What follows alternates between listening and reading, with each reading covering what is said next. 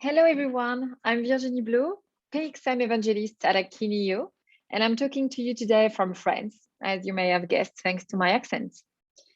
So welcome to this session, but first, product experience. Let's discover today how a new generation of retailers have been able to reject the price war and charge a premium to their competitors. They are winning sales and loyalty through hyper-personalization and superior product experiences.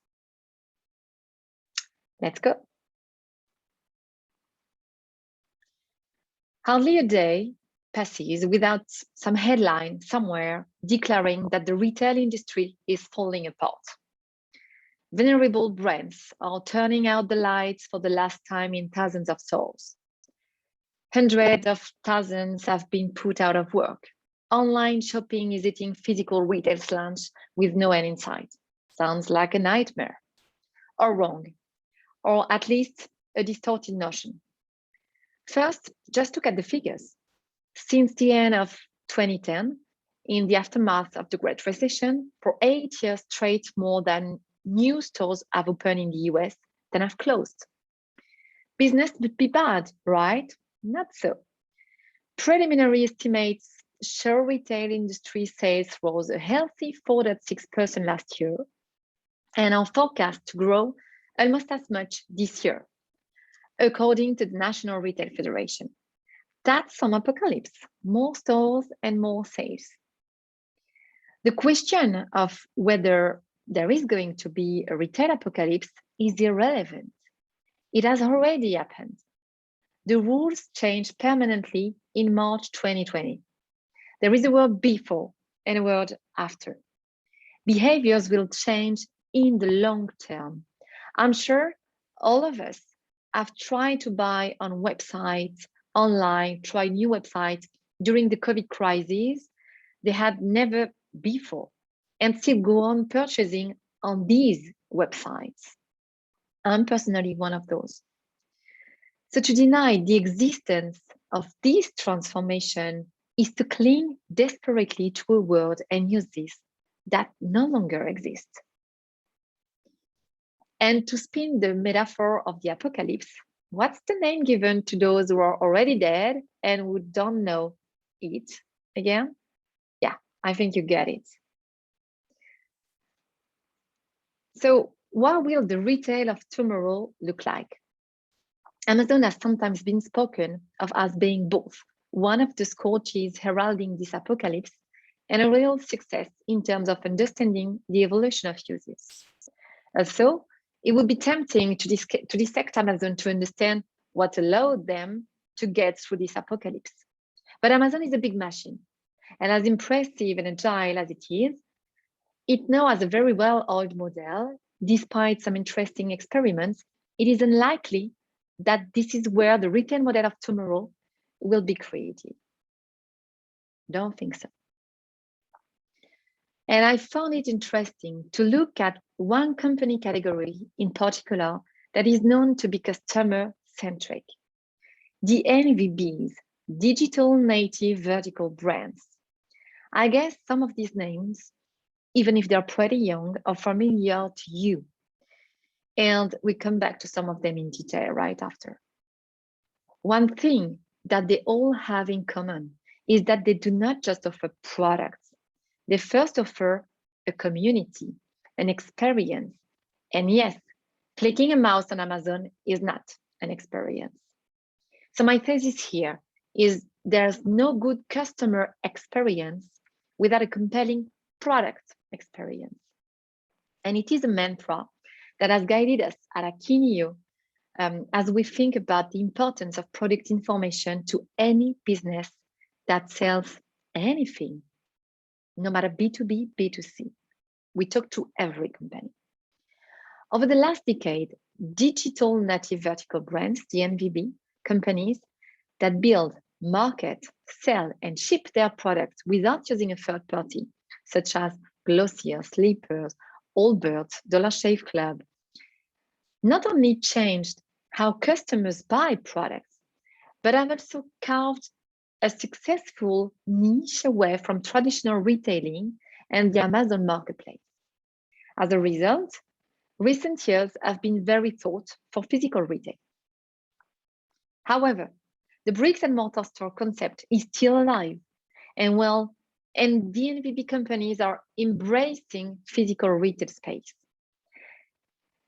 So let's have a deep dive into this specific category of company. There is a common thread between the NVB companies, and they have all relied on three core concepts. The first one is that they leverage data and tech. A DNVB company is a brand born online with a strong focus on the customer experience and total control of its own distribution. These brands have come to life as a result of Google, Instagram, TikTok, YouTube, Snapchat, and would not otherwise exist.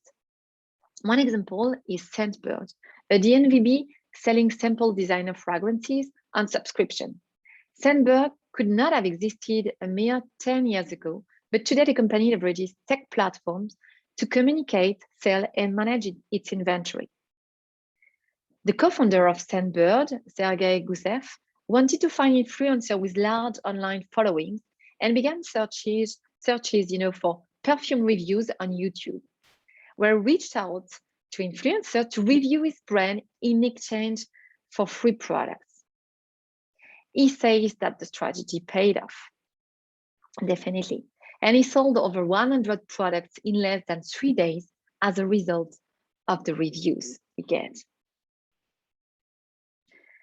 The second common thread is in-person interaction. What is interesting is that the DNVBs may start online again, but they often extend to physical stores, not necessarily to increase sales, but to build a deeper relationship and brand loyalty with their customers. Therefore, DNVB companies are focusing on making their bricks and mortar stores a destination where customers can meet friends, enjoy a coffee, sometimes even meditate in a relaxing meditation room. As you guys say in the US, sky is the limit. The goal of the new destination concept is to spend time interacting with customers as opposed to just getting them in and out of store. So as companies like Everlane make it easier to buy what we need online, the purpose of brick and mortar is indeed changing. Everlane has held a number of pop-ups in Los Angeles, where they were born, over the years, all fulfilling specific needs. There was a denim pop-up at the beginning when the brand entered into this new category of denim. Then a Tread by Everlane concept shop to introduce the brand's first sneaker, and a holiday pop-up at the Grove for giftable leather accessories. And then, like after 8 years, they opened their first permanent spot in LA. That's the third one in the US after New York and San Francisco. And they are not the only ones. Allbirds, for instance, does exactly the same. They have no permanent store, permanent physical point of meeting, sharing with their customers. The last one, the last common thread is definitely the user-generated content, the community behind their success to cut customer acquisition cost, the famous CAC. The NVBs embrace customer-centric dialogue. Their social media feed seems just like a group of friends sharing tips and engaging in conversation, and content is generated by the user. For example, both Glossier and Slipper's brand building strategy lie in their reliance on user-generated content of videos, social media shares, and other content voluntarily generated by their devoted online community. This benefits DNVB companies in two main ways.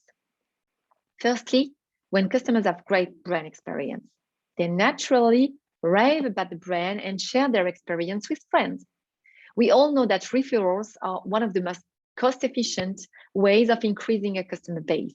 And when a customer recommends a brand in their own words and pictures, the message comes across as authentic and unsalesy. So this is what makes, for instance, Food 52 and also Floyd, the customer winners, really. They have built a strong community first before selling products. And so the second benefit for these brands is that they have worked out a way to extend customer lifetime value and avoid a high churn rate because they retain more of their existing customers by co-creating products through constant communication. They regularly ask the customer what they would expect, what they would like. So there is a communication. Customers are part of the business model. So what can we learn from these inspiring customer stories? They succeed in creating a winning balance between content and commerce. And talking about content, we know at Akeneo, because we have led a survey with Opinionway this year, a B2C survey that happened worldwide. And one of the figures we kept in mind is this 52%.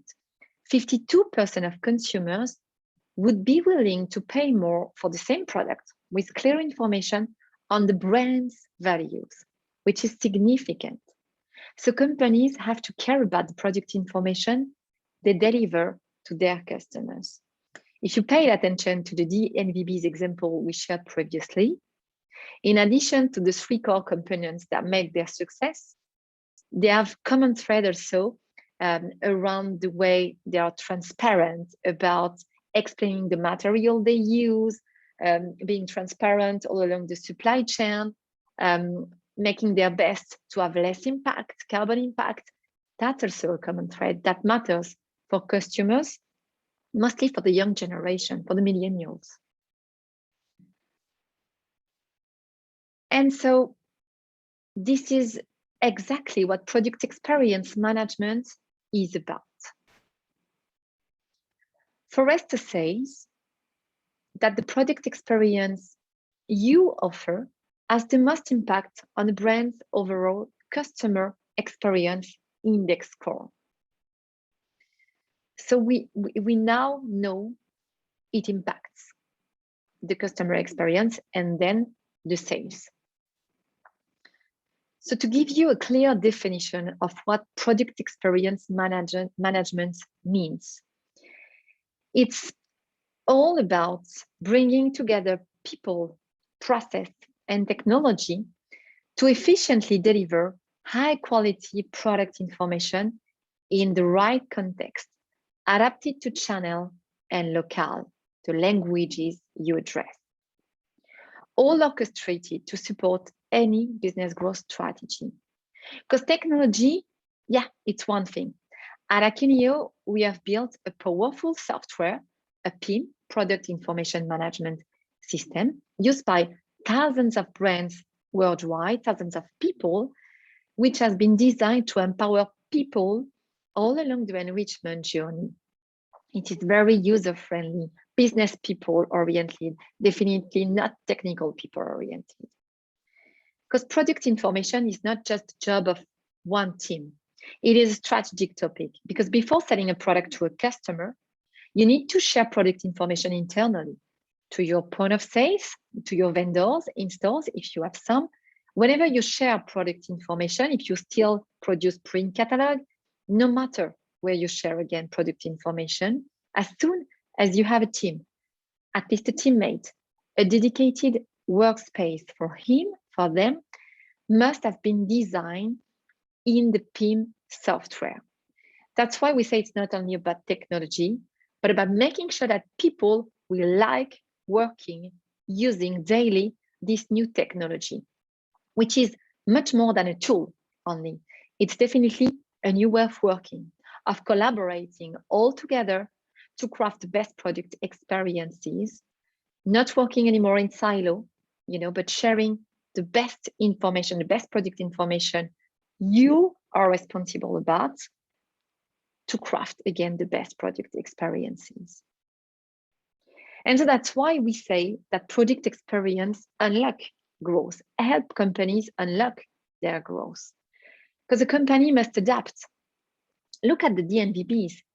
They were all born digital. They used to be pure player, digital natives, but they grew and they quickly moved to brick and mortar. So to open physical point of sale.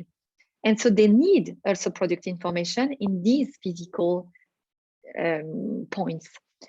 So the story, that's the same story for all of our customers at Akeneo.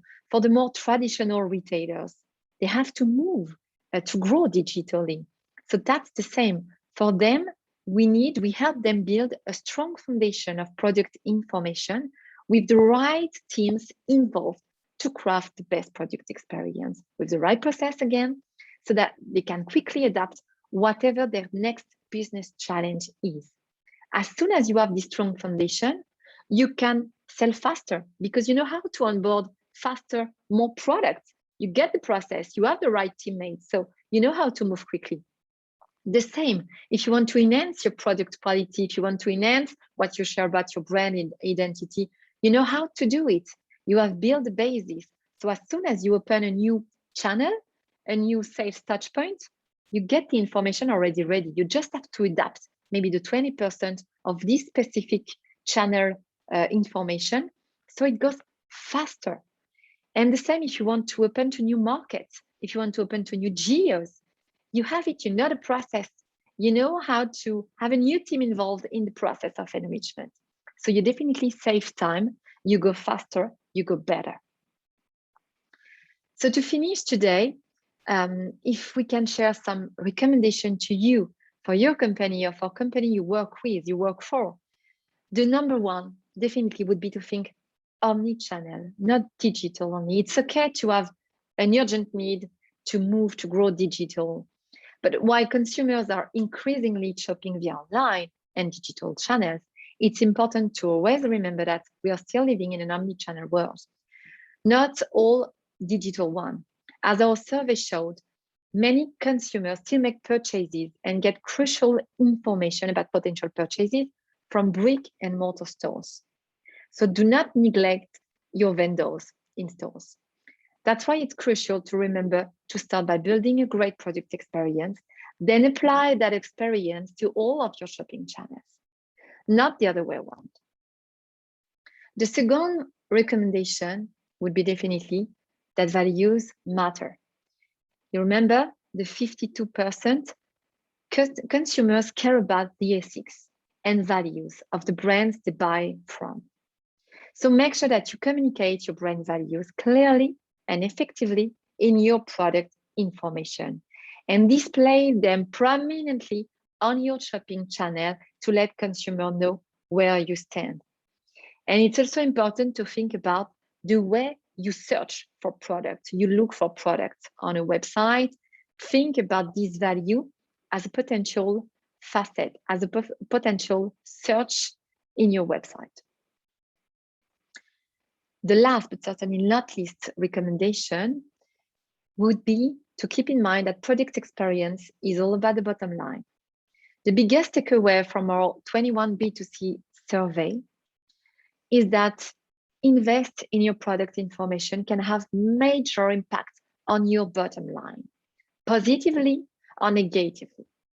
That's why you need to make sure you prioritize your product information and product experience processes.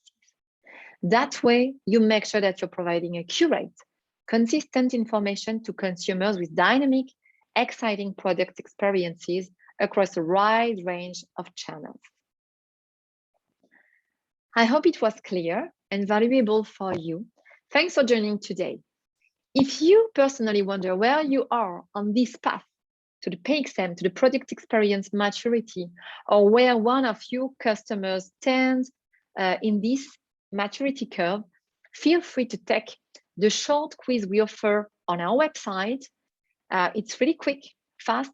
You have like 13 questions and you will automatically right after get a personalized report with the next action you should take to enhance your product experience. And again, not only thanks to a technology, thanks to a tool, but thanks to your organization, your internal organization, and how you can work better with maybe your suppliers, your resellers, and so on. That's what we call PXM champion. So if you have any questions, please put them in the chat and we'll answer them throughout the session. If you want to hear more about PXM and Akeneo, please visit our virtual booth for content and contact information. Merci, thank you, and au revoir. See you soon. Bye.